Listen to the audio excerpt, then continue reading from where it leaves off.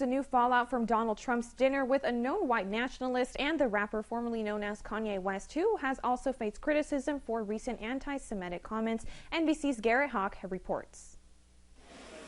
Donald Trump facing growing backlash tonight to his dinner last week with prominent white nationalist Nick Fuentes at his private Mar-a-Lago club. Some of the strongest condemnation coming from his former vice president.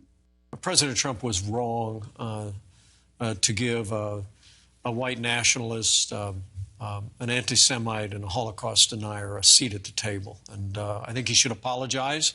Republican politicians and Jewish groups now among those calling out the former president. This is something which degrades him, frankly, to do what he's done, and is something which diminishes the country as well. It's very unfortunate. I mean, yes, it's appalling. Yes, it's unconscionable. And yes, it's entirely in character for Donald Trump.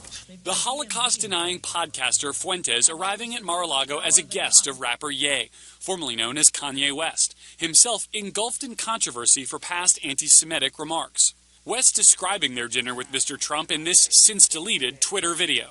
So Trump is really impressed with Nick Fuentes. And Nick Fuentes, unlike so many of the lawyers and so many people that he was left with on his 2020 campaign. In a series of social media posts, Mr. Trump denied knowing Fuentes and said he used the dinner to advise West to stay out of politics.